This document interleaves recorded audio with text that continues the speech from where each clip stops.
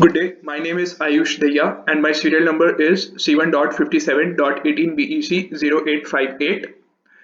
This is digital assignment number 1, which was given by our professor Dhanbal R. Sir of Computer Organization and Architecture. The objective of this assignment was to analyze and select a microprocessing element based on the concepts learned in Computer Organization and Architecture syllabus. So I chose ATMEL ATSAM4L. ATMEL is the vendor name and ATSAM4L is the microcontroller. So this is the block diagram of my selected microcontroller. Here you can see this ATMEL SAM4L series is a member of a family of a flash microcontroller based on high performance 32-bit ARM Cortex M4 RISC processor running at a frequency up to 48 megahertz. And here you can see that there is a peripheral direct memory access DMA controller, which enables data transfer between peripherals and memories without the processor involvement. And the peripheral DMA controller drastically reduces processing overhead when transferring continuous and large data streams. And here you can see this is a power manager which improves the design flexibility and security, and the power manager supports the sleepwalking functionality by which a module can be selectively activated based on the peripheral events even in the sleep mode where the module clock is stopped. And here you can see we have a watchdog timer which will reset the device unless it is periodically serviced by the software, and this allows the device to recover from a condition that has caused the system to be unstable. And above it you can see there's a asynchronous timer which is combined with a 32 kilohertz crystal oscillator which supports powerful real-time clock capabilities and with a maximum timeout of up to 136 years. And this AST, which is the asynchronous timer, can operate in counter or calendar mode. And down below we have a frequency meter which allows accurate measuring of a clock frequency by comparing it to a known reference clock. And here you can see this ATSAM4L features many communication interfaces like USART, SPI, TWI for communication intensive applications. And this the USART supports different communication modes like SPI mode and LIN mode. That's it. Instruction set. The SAM4 microcontroller has a total of 141 instructions, and this instruction set can be divided into 5 major different categories. They are arithmetic and logic instructions, branching instructions, data transfer instruction, bit and bit test instruction, and MCU control instruction. The microprocessing element. The microprocessing element contains a 32-bit ARM Cortex M4 RISC processor, which is running at a frequency up to 48 megahertz. And the SAM4L series also has a pico power technology for ultra low power consumption, which is combined with the power control techniques which are used to bring the active current consumption down to 90 microampere per megahertz. And the SAM4L series also offers a wide range of peripherals such as segment LCD controller, embedded hardware capacitive touch, which is also known as Q-touch, USB devices, and embedded host. It also has a 128-bit AES and audio interfaces, and in addition to high-speed serial peripherals such as USART, SPI, and I2C. And additionally, the peripheral event system and sleepwalking allows the peripherals to communicate directly with each other and make intelligent decisions and decide to wake up the system on a qualified events on a peripheral level, and such as I2C addresses, match, or ADC threshold. Uh, In the memories, it has 128 to 512 kilobytes embedded flash with a 64-bit wide access, and it has up to 75 input and output lines with an external interrupt capability, edge or level sensitivity. So the selected microcontroller has correlation with Harvard architecture, which was discussed in module 1. The Harvard architecture is a type of computer architecture that separates its memory into two parts, so data and instructions are stored separately. And the architecture also has a separate buses for data transfer and instruction fetches. So this allows the CPU to fetch data and instructions at the same time. So nowadays, SAM4L series are using Harvard architecture, which is used to modify form so that they can achieve a greater performance. And some modified forms allow and support the task like loading a program from secondary storage as data, then executing it. And in some systems, instructions are stored in read-only memory and the data in read and write memory. So this architecture is sometimes used within the CPU to handle its caches, but it is less used in the main memory because of its complexity and cost. Register organization. Most of the instruction operating on the register file have direct access to all register, and most of them are single cycle instruction, and each register is also assigned a data memory address, mapping them directly into the first 32 location of the user data space.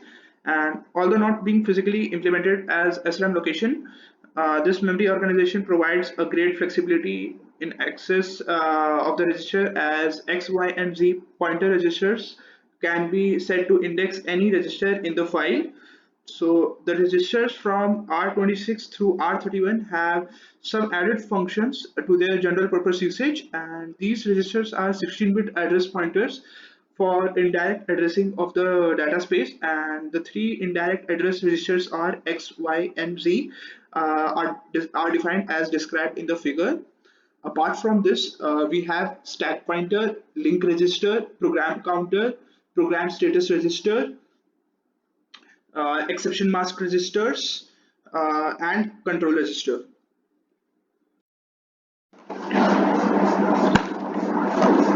Addition. So addition can be performed with two types of instructions. First one is add C, which is add with carry, and it adds two registers and the contents of the C flag and places the result in the destination register RD. It has a 16-bit opcode, as you can see, and number of words is 2 bytes, and the cycle is also 1.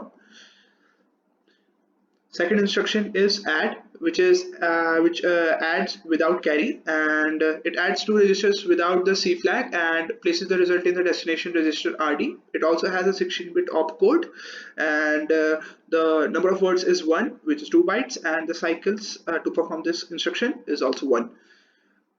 Multiplication can be performed with three type of instructions. First one is mul, which is multiply unsigned. So this instruction performs 8-bit into 8-bit and gives the result a 16-bit unsigned multiplication. Through diagrammatic view, you can understand that the higher 8-bit are stored in R1 and the lower 8-bit are stored in R0. It also has a 16-bit opcode, and number of words is 2 bytes, and the cycles to perform this instruction is also 1. Second instruction is mul s, which is multiply signed. So this instruction performs 8-bit into 8-bit and gives the result a 16-bit signed multiplication. And from the diagram you can see the higher 8-bit are stored in R1 and the lower 8-bit are stored in R0. It also has a 16-bit opcode, and number of words are 1, which is 2 bytes, and the cycle to perform this instruction is also 1. The last is mul su, which is multiply signed with unsigned, and this instruction performs 8-bit into 8-bit and gives the result a 16-bit multiplication of a signed and an unsigned number. And from the diagram you can see the higher 8 bytes are stored in R1 and the lower 8 bytes are stored in R0. It has a 16-bit opcode, and number of words is 2 bytes, and the cycles to execute this instruction are 2. Control logic unit. The control unit is a digital circuitry contained within the processor that coordinates the sequence of data movement into, out of, and between the processor's many subunits. An interrupt can be triggered internally from the microcontroller or externally by a peripheral, and the interrupt alerts the central processing unit to an occurrence such as a time-based event or a change of state or a start or end of a process. Here in SAM4L, you can see NVIC, which stands for Nested Vector Interrupt Control, which is a method of prioritizing interrupts, improving the microcontroller's performance and reducing the interrupt latency. So this NVIC also provides implementation schemes for handling interrupts that occur when other interrupts are being executed or when the CPU is in the process of restoring its previous state and resuming its suspended process. And also the term vector in the nested vector interrupt control refers to the way in which the CPU finds the program or the interrupt subroutine to be executed when an interrupt occurs. And the nested vector interrupt control uses a vector table that contains the addresses of ISRs, which is interrupt subroutines, for each interrupt. And when an interrupt is triggered, the processor gets the address from the vector table. So this prioritization and handling schemes of nested vector interrupt control reduce the latency and overhead of the interrupt, typically introduced to ensure the low power consumption and even with a high interrupt loading in the controller. Memory management. The processor memory management, the behavior of the memory access and the optional banding features are described in this. So the processor has a fixed default memory map that provides up to 4 GB of addressable memory, and this is the memory map. Uh, Here you can see the region of SRAM and peripheral includes optional bit band regions, and bit banding provides atomic operations to bit data, and the processor reserves regions of the private peripheral bus address range for core peripheral registers. So this the memory map and the programming of the optional MPU splits the memory map into regions, and each region has a defined memory type, and some regions have additional memory attributes. So the memory type and the attributes determine the behavior of access to the region, and the memory types are uh, divided into four major parts. First one is normal. In this, the processor can reorder transaction for efficiency or perform speculative reads. Second one is device. So in this, the processor preserves transaction order relative to other transactions to device or strongly ordered memory. The third one is strongly ordered. So in this, the processor preserves transaction order related to all other transactions. The last one is shareable. So for a shareable memory region that is implemented, so the memory system provides data synchronization between bus masters in a system with multiple bus master. For an example, a processor with a DMA controller.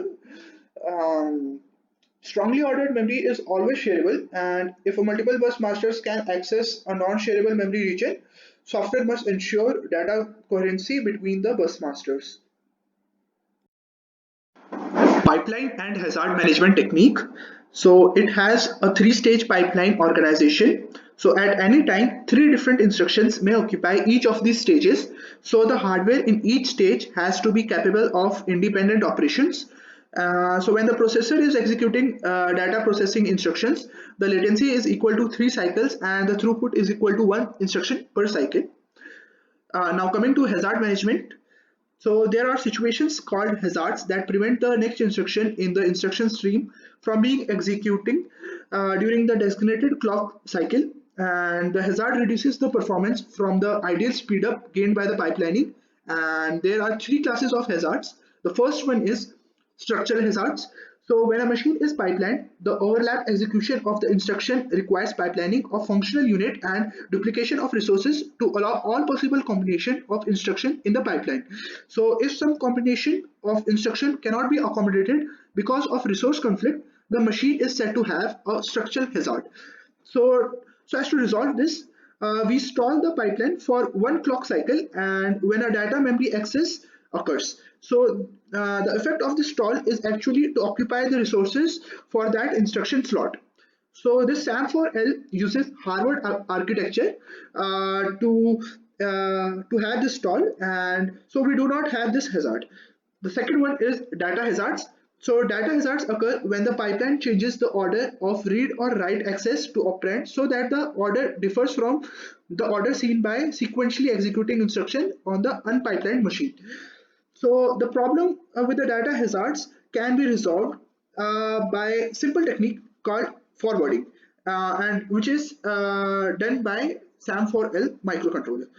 The third and the last one is control hazards, and they arise from pipelining of branches and other instructions that changes the program counter. To resolve this, SAM4L uses basically two techniques. The first one is it inserts a pipeline bubble which guarantees to increase latency, or it uses branch prediction which essentially makes educated guess about which instruction to be inserted, and in which case a pipeline bubble will only be needed in the case of an incorrect prediction. Now I will be showing you how I made this block diagram using draw.io. Let's go.